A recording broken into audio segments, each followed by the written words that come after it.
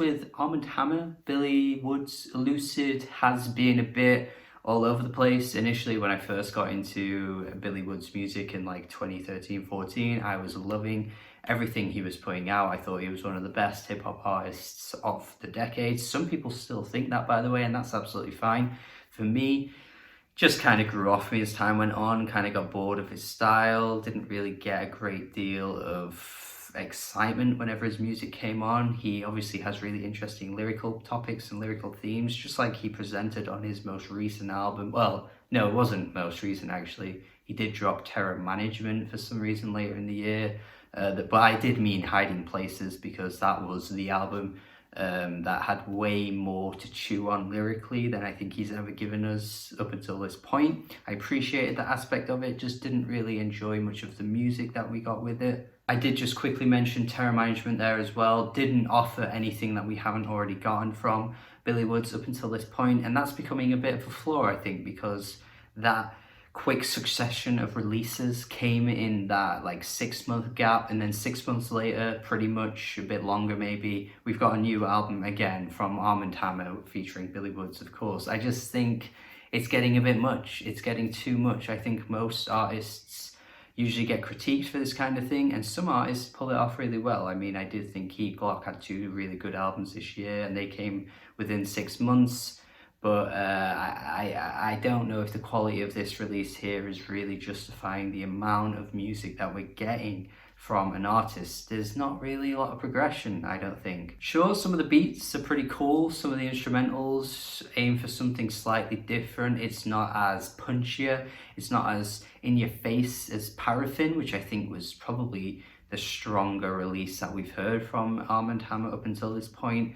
But it's not really enjoyable on the ears. I find this pretty hard to stomach throughout. Initially, I was enjoying this. First listen, I thought it sounded really cool, but every listen since then, I've listened to this like 6 times now, hoping something would jump out to me, but it's kind of getting uglier and uglier as I listen, to be honest. There's this really downtrodden feel to this album, and I think maybe the moodier sensibility of these beats and these instrumentals do fit the current time we're in. We're obviously not in a pretty great time period right now, so much going on. I don't need to tell you exactly what and the ins and outs of what's happening, but like they just kind of struggle to lure me in with the way they're rapping and the way that they're rapping over these particular beats. I mean, I'm not going to say the album's bad overall, because I don't think it is, but there are definitely some bad songs in the bunch here. Like, holy shit, the friggin'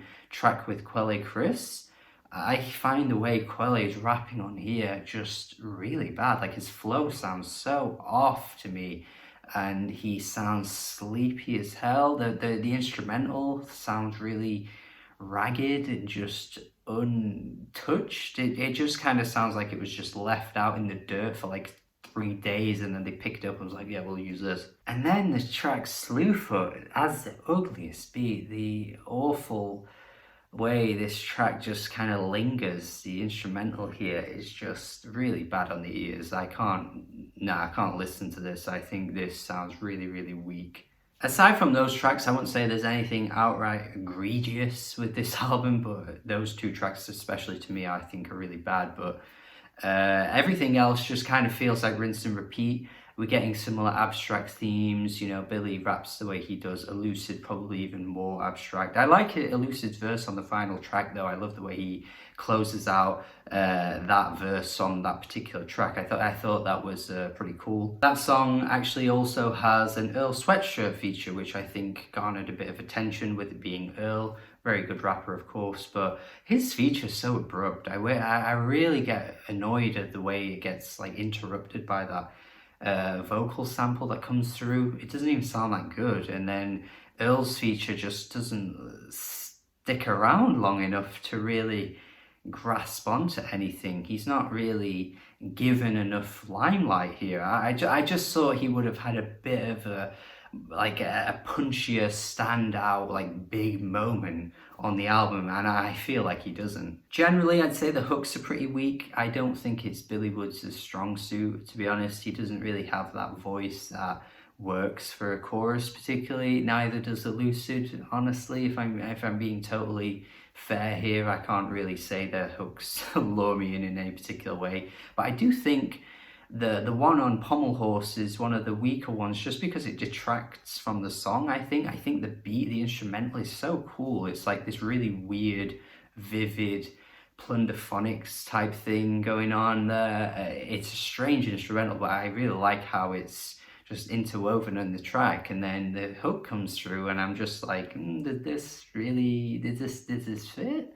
Look, the thing is with this album is that it is stacked with features. There are some really cool names scattered throughout, but some of them just don't add a great deal to their songs. Like I've already mentioned Quelly Chris being not particularly good, one of his weaker verses I've heard in ages, to be honest, and then Earl Sweatshirt just being so abrupt. I don't really think Pink Saifu adds a lot to the opening track. That track just goes over my head every time. I just don't really get a sense of just anything from it. It doesn't set the mood, doesn't set the tone. It just kind of goes by and I'm just like, yeah. I just think an opening track needs to lock you in the way that it needs to keep you entertained or keep you gripped. And so many of these tracks just follow along after it with quite similar structures, similar instrumentals, and there's just not enough keeping my attention. There's just not enough here keeping my attention. I just don't find a lot here to sink into, you know? I can't even get that invested in the lyrics throughout either, because the way they're rapping just really makes me switch off. Rap Forever comes later on in the album, pretty cool feature I suppose, kind of doing his thing, just giving us what he was giving us on his album earlier in the year.